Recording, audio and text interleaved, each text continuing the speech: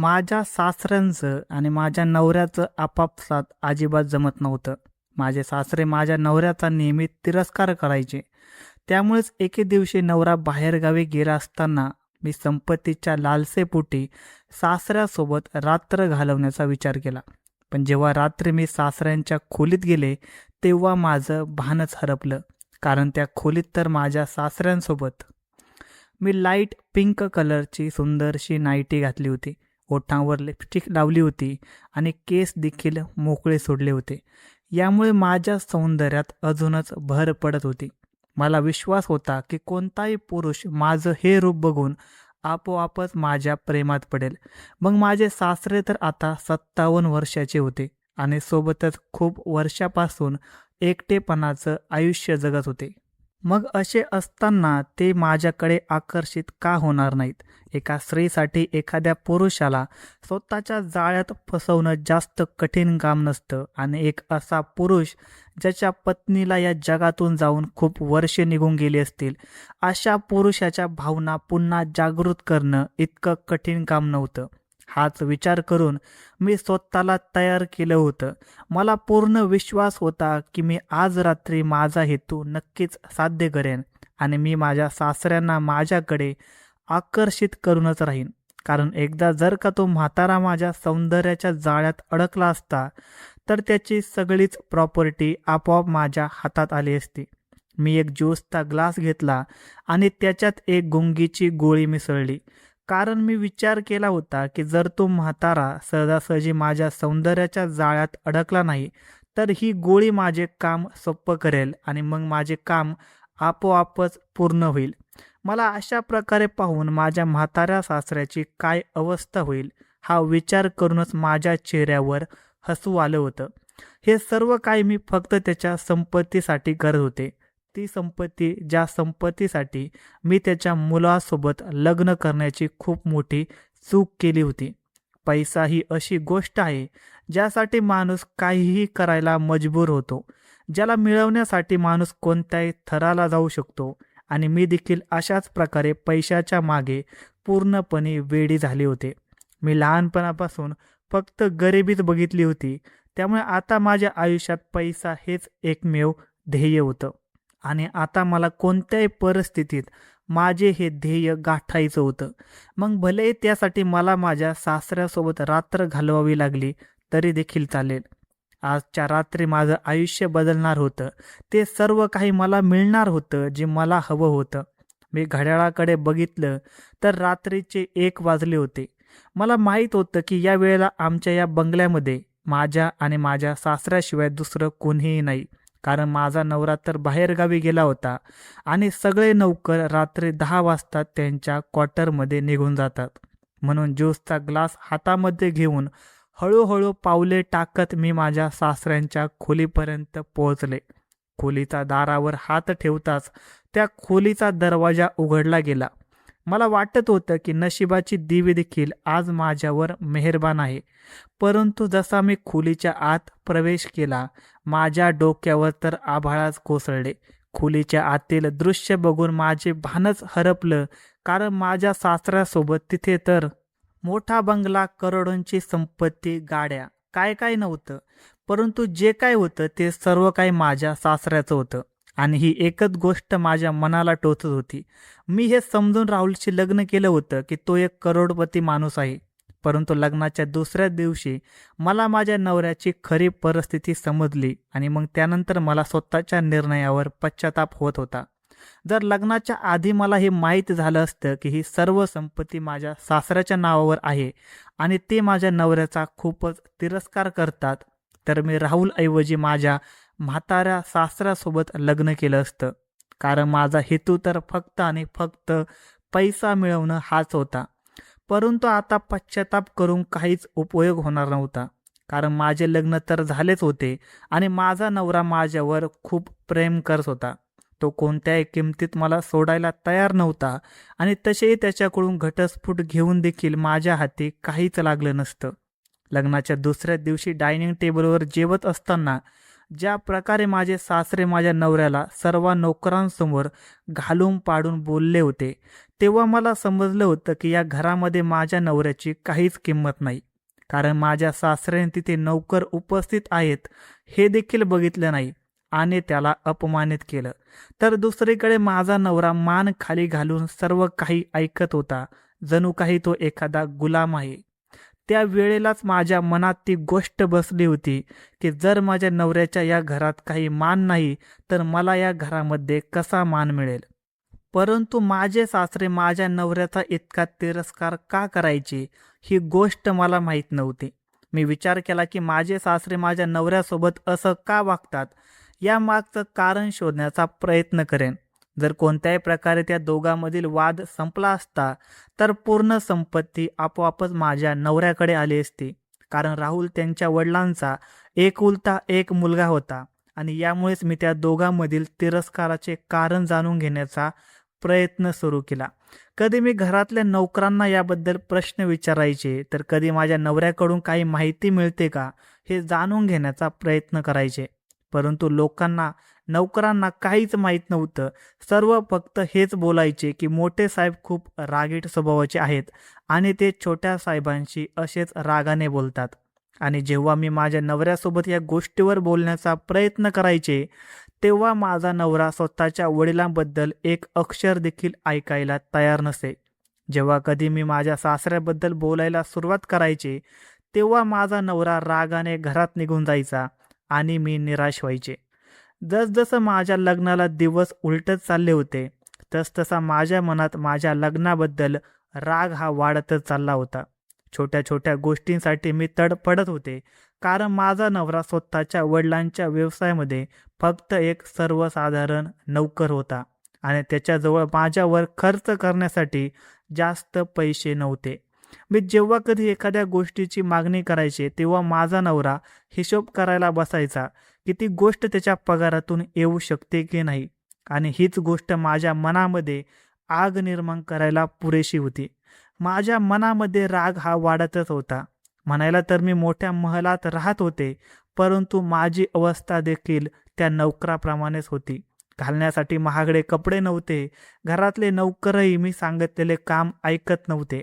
या घरामध्ये जर कोणाचा हुकूम चालायचा, तर तो फक्त आणि फक्त माझ्या सासऱ्यांचा. जेवण देखील त्यांच्या मर्जीने बनवलं जायचं आणि तेच सगळे मला देखील खावं लागायचं. या गोष्टीवरून मी कधी कधी माझ्या नवऱ्यासोबत भांडायचे. तेव्हा तो बोलायचा की जर तू इथे राहू शकत नाहीस, तर आपण भाड्याच्या घरात राहायला जाऊ. हे ऐकून तर मला आणखीनच राग यायचा आणि मी या गोष्टीला स्पष्टपणे नकार द्यायचे आणि मग स्वतःच गप्प बसायचे. मी विचार करायचे की कमीत कमी राहण्यासाठी आलिशान घर तरी मिळाले आहे, त्यामुळे मी हे घर सोडून जाऊ शकत नव्हते. आणि मी माझ्या सगळ्या मैत्रिणींना हेच सांगितलं होतं की माझे लग्न एका श्रीमंत बिझनेसमॅनसोबत झालं आहे. त्यामुळे जर मी एखाद्या छोट्याशा भाड्याच्या घरात गेले असते, तर माझं नाक कापलं गेलं असतं. काही महिन्यानंतर मला ही गोष्ट चांगल्या पद्धतीने समजली की जर मला ही पूर्ण संपत्ती मिळवायची असेल, तर मला माझ्या सासऱ्याचं मन जिंकावं लागेल. मग ही गोष्ट माझ्या नवऱ्याला आवडो अगर न आवडो. माझ्या नजरेमध्ये आता माझ्या नवऱ्याची काहीच किंमत उरली नव्हती. खरं तर माझा नवरा माझ्यावर आधीपेक्षा जास्त प्रेम करू लागला होता. त्याच्या भावनांमध्ये अजूनच प्रेम वाढले होते. तो प्रत्येक वेळेला माझ्यावर फक्त प्रेमाचा वर्षाव करायचा, परंतु तरी देखील मला आता त्याचा तिरस्कार वाटू लागला होता. मला असं वाटायचं की ज्या माणसाकडे पैसाच नाही, त्या माणसाच्या प्रेमाला काहीच अर्थ नसतो. हे जग असं आहे की या जगामध्ये ज्याच्याकडे पैसा असतो ना, लोक त्याचेच गुलाम असतात. त्यामुळेच माझी इच्छा होती की माझ्याजवळ इतका पैसा असावा की ज्यामुळे सगळे माझे गुलाम व्हावेत. आणि हाच विचार करून तर मी राहुलसोबत लग्न केलं होतं. परंतु मला कुठं माहीत होतं की माझे नशीबच मला फसवेल. खरं तर मी लग्नाच्या आधी माझ्या सासऱ्यांच्या कंपनीमध्ये नोकरी करत होते आणि माझा नवरा देखील तिथेच काम करत होता. परंतु त्या वेळेला मला हे माहीत नव्हतं की तो तिथे फक्त एक कामगार आहे. मी तर हाच विचार करत होते की तो मालकाचा मुलगा आहे, त्यामुळेच त्या कंपनीच्या कामावर लक्ष ठेवत आहे. म्हणूनच मी माझ्या नवऱ्याला माझ्या सौंदर्याच्या जाळ्यात अडकवलं होतं. परंतु ही वस्तुस्थिती मला लग्नानंतर समजली की तो फक्त एक साधारण पगारावर तिथे नोकरी करत होता. त्याच्या त्या व्यवसायाशी काहीही संबंध नव्हता आणि त्याच्या वाट्याला कोणत्याही प्रकारची संपत्ती नव्हती. आम्ही ज्या खोलीत राहत होतो ती खोली त्या महालाचे स्टोअर म्हणण्याच्या लायकीची होती. एक छोटीशी खोली होती ज्यामध्ये जास्त सामान नव्हतं आणि AC देखील लावलेला नव्हता. असं वाटत होतं जणू काही माझ्या सासऱ्याने दया दाखवून माझ्या नवऱ्याला ती जागा दिली आहे. खरं तर चूक माझीच होती. मी लग्नाआधी राहुलकडून त्याच्या कुटुंबाबद्दल जाणून घेण्याचा कधीच प्रयत्न केला नाही आणि हे देखील विचारलं नव्हतं की हे सर्व कोणाच्या मालकीचं आहे. कारण मला तर हेच वाटलं होतं की राहुल त्याच्या आईवडिलांचा एकुलता एक मुलगा आहे आणि असे असताना लाज नाही, उद्या सर्व काही त्याच्या नावावरच होईल. परंतु ही गोष्ट तर मला नंतर समजली की त्याचे वडील त्याचा किती तिरस्कार करतात. खूप प्रयत्न केल्यानंतर देखील जेव्हा मला हे कळलं नाही की माझा नवरा आणि माझे सासरे या दोघांमध्ये नेमकी काय अडचण आहे, तेव्हा मी माझ्या सासऱ्यांचं मन जिंकण्यासाठी त्यांची सेवा करायला सुरुवात केली. कधी मी कॉफीचा ट्रे घेऊन त्यांच्या खोलीत जायचे, तर कधी ज्यूसचा ग्लास घेऊन त्यांच्या जवळ बसायचे. माझे सासरे खूप विचित्र स्वभावाची व्यक्ती होते. कधी ते खूपच हसून माझ्याशी बोलायचे, तर कधी ते खूपच रागावलेले असायचे. परंतु मी अशीच हिंमत सोडली नाही. मला काहीही करून फक्त त्या म्हाताऱ्या सासऱ्याचं मन जिंकायचं होतं. नवऱ्याच्या गैरहजेरीमध्ये जेव्हा जेव्हा माझे सासरे घरी असायचे तेव्हा मी जाणून बुजून असे कपडे घालायचे की त्यांची नजर आपोआपच माझ्या सौंदर्यावर पडावी आणि कशाही प्रकारे ते माझ्या जाळ्यात अडकावेत. परंतु माहीत नाही असं काय होतं, इतके सर्व करूनही माझे सासरे माझ्याकडे आकर्षित होत नव्हते. कधी कधी तर मला असेही वाटायचं की बहुतेक त्यांच्यावर माझ्या सौंदर्याचा काहीच परिणाम होत नाही. पण मग एके दिवशी असं काय झालं ज्या गोष्टीचा मी कधी विचार देखील केला नव्हता. त्या दिवशी माझा नवरा कामानिमित्त शहराच्या बाहेर गेला होता आणि जेव्हा तो परत आला तेव्हा तो सरळ त्याच्या वडिलांच्या खोलीत गेला. आजपर्यंत मी कधी माझ्या नवऱ्याला त्यांच्या वडिलांच्या खोलीत जाताना बघितले नव्हतं. मला वाटलं कदाचित काहीतरी महत्त्वाचं काम असेल, परंतु काही वेळातच त्या दोघांच्या भांडणाचा आवाज ऐकू आला. ते दोघे खूप वाईट पद्धतीने भांडत होते, पण ते दोघे कोणत्या विषयावर भांडत होते ते मला स्पष्ट ऐकू येत नव्हतं. पहिलं तर मी विचार केला की जाऊन त्या दोघांचे भांडण थांबवण्याचा प्रयत्न करू. पण मग नंतर माझ्या मनामध्ये हा विचार आला की जर त्या दोघांमध्ये असं काय बोलणं चालू असेल आणि मी देखील माझ्या सासऱ्यांच्या नजरेतून उतरले तर काय होईल. मला माझे स्नान सासऱ्याच्या नजरेत चांगलं ठेवायचं होतं. त्यामुळेच मी त्या दोघांच्या मध्ये न पडण्याचा विचार केला. खूप वेळ दोघे बाप लेक भांडले आणि नंतर शांत झाले. काही वेळानंतर माझा नवरा रागानेच माझ्याजवळ आला आणि म्हणाला की आपले सामान बांध, आता आपण इथे राहणार नाही. मी भाड्याच्या घराचा बंदोबस्त करतो, आपण आत्ताच्या आत्ता हे घर सोडणार आहोत. हे ऐकताच माझ्या डोक्यावर आभाळ कोसळलं. मी माझ्या नवऱ्याला समजावण्याचा खूप प्रयत्न केला की जराशा भांडणावरून हक्काचे घर सोडण्याची काय गरज आहे. परंतु त्यावेळी माझ्या नवऱ्याच्या डोक्यात फक्त राग होता. तो बोलू लागला की आता मी एक क्षण देखील या घरात राहू शकत नाही आणि असे बोलून त्याने माझे आणि स्वतःचे सामान पॅक केलं आणि माझा हात पकडून त्या बंगल्यातून बाहेर पडला. मी खूपच अस्वस्थ झाले. मी तर संपत्तीसाठी माझ्या सासऱ्याचं मन जिंकण्याचा प्रयत्न करत होते आणि माझ्या नवऱ्याने अचानकच इतका मोठा निर्णय घेतला. मला कोणत्याही किमतीत तो आलिशान बंगला सोडायचा नव्हता, पण माझ्या नवऱ्यापुढे मी हतबल होते. माझा नवरा मला एका छोट्याशा घरात घेऊन आला आणि त्याने स्वतःची नोकरी देखील बदलली. माझ्या मनामध्ये जी काही थोडीफार आशा शिल्लक होती, आता नवऱ्याच्या या निर्णयाने ती देखील संपली होती आणि आता तर माझे आयुष्य पुन्हा तसेच झाले होते जिथून सुरू झाले होते. छोट्याशा घरातून मी एका मोठ्या महालात गेले होते आणि आता पुन्हा एका छोट्या घरात आले होते. माझ्यात आणि माझ्या नवऱ्यामध्ये आता छोट्या छोट्या गोष्टीवरून भांडणे होऊ लागली. मी नेहमी त्याला बोलायचे, तुम्ही खूप चुकीचा निर्णय घेतला आहे. अशी कोणती गोष्ट होती की ज्यामुळे तुम्ही तुमच्या वडिलांसोबत इतकं मोठं भांडण केलं. माझं बोलणं ऐकून माझा नवरा गप्प बसायचा आणि अगदी निरखून माझ्याकडे बघायचा. कधी कधी माझ्या नवऱ्याचा तो शांतपणा मला खूपच अस्वस्थ करायचा. मग एके दिवशी माझ्या नवऱ्याने मला सांगितलं की तो 8 दिवसांसाठी ऑफिसच्या कामानिमित्त दुसऱ्या शहरात जात आहे. त्याची इच्छा होती की मी माझ्या माहेरी जावं. जेव्हा तो परत येईल तेव्हा मला परत घेऊन येईल. परंतु मी नकार दिला आणि माझ्या नवऱ्याला सांगितलं की मी इथे एकटी राहू शकते. मला काही अडचण नाही. यावर माझा नवरा म्हणाला की ठीक आहे, परंतु माझ्या गैरहजेरीत माझ्या वडिलांशी कसलाही संबंध ठेवू नकोस.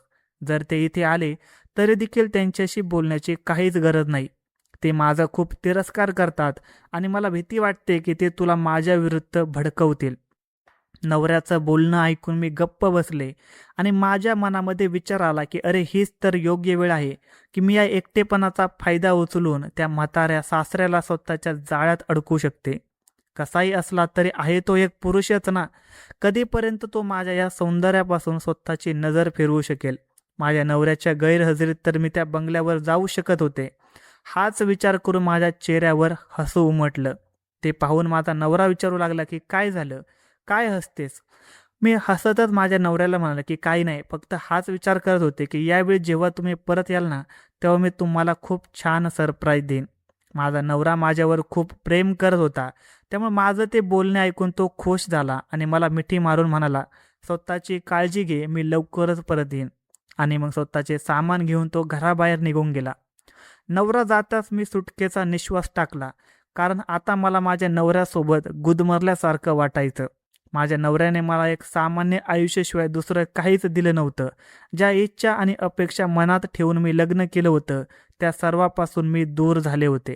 त्यामुळे माझ्यासाठी हे लग्न आता नकोशे झालं होतं. आता मला पुन्हा एकदा माझ्या सासऱ्यांच्या घरी जायचं होतं आणि माझे नशीब आजमायचे होते. संध्याकाळच्या वेळेला मी माझे थोडेसे सामान घेतलं आणि माझ्या सासऱ्याच्या बंगल्यावर पोहोचले. मला बघताच माझे सासरे चकित झाले. मी रडत त्यांना सांगितले की तुमचा मुलगा मला एकटीला सोडून दुसऱ्या शहरात गेला आहे. त्यामुळे जोपर्यंत तो परत येत नाही तोपर्यंत तुम्ही मला तुमच्याकडे राहू द्या. पहिलं तर माझे सासरे आश्चर्याने बघू लागले आणि मग त्यांनी नोकराला सांगून माझी जुनी खोली उघडून दिली. मला वाटलं होतं की मला इतक्या सहजपणे पुन्हा या घरात जागा मिळणार नाही, परंतु माझ्या सासऱ्याने मला जास्त काही प्रश्न विचारलेच नाही. आता मी माझा हेतू साध्य करण्यासाठी रात्र होण्याची वाट बघत होते. रात्रीची 1 वाजताच मी छान तयार होऊन माझ्या सासऱ्याच्या खोलीपर्यंत पोहोचले. माझ्या हातामध्ये तो ज्यूसचा ग्लास होता, ज्याच्यामध्ये मी गुंगीचं औषध मिसळलं होतं.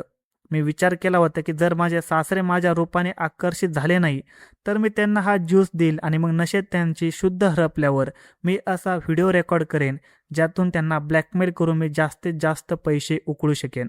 परंतु मला हे माहीत नव्हतं की एका क्षणात माझा हा सगळा प्लॅन धुळीस मिळणार आहे.